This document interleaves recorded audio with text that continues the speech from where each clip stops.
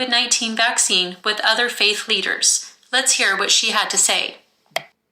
So I just wanted to make 3 points, and I'm happy to expand on these as we have a discussion back and forth.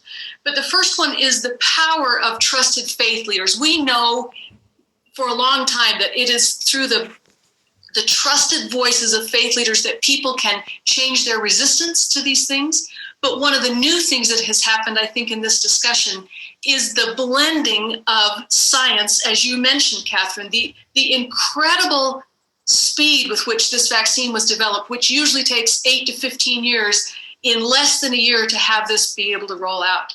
And for faith communities to acknowledge that their faith in God and their trust in this scientific miracle are compatible and they work together. And I've been very moved by His Holiness the Pope, who has overleapt some of the difficult barriers about the way that stem cells might be used in a vaccine.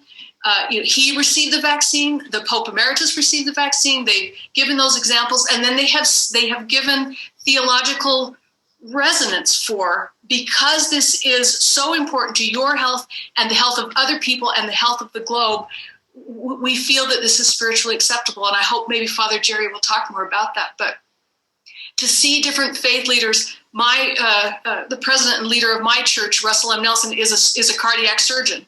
And he posted a video online at Easter time that said, "I'm a man of science and I'm a man of faith." And those things blend in this worldwide pandemic. And I think that's been useful to people in the modern society. Let's review a few highlights of that speech. Through the power of trusted faith leaders, people can change their resistance. I guess it is clear how religion is connected to the UN Agenda 2030. The way we get people to comply is to get their religious leaders to convince them. Let's put this idea in perspective.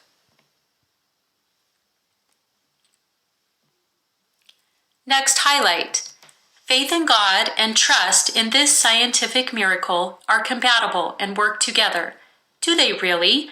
This seems like the very definition of trusting in the arm of flesh. I have been very moved by how His Holiness the Pope has overleapt the difficult barriers about the way stem cells are used in vaccines. What is she talking about here? Stem cells is a whitewashed way of saying aborted fetal tissue, which is used in the development of almost every vaccine. The Pope has overleapt difficult barriers by telling his followers that this is not an issue for them, despite the Catholic Church being strongly against abortion. Clearly, it is also not an issue for the LDS Church leadership, despite the same belief. In fact, she is quite moved by his example. Because this is important to your health and the health of other people, it is spiritually acceptable. So apparently, the end justifies the means in this case. God's laws apparently can be circumvented if it is for the greater good. Let's look at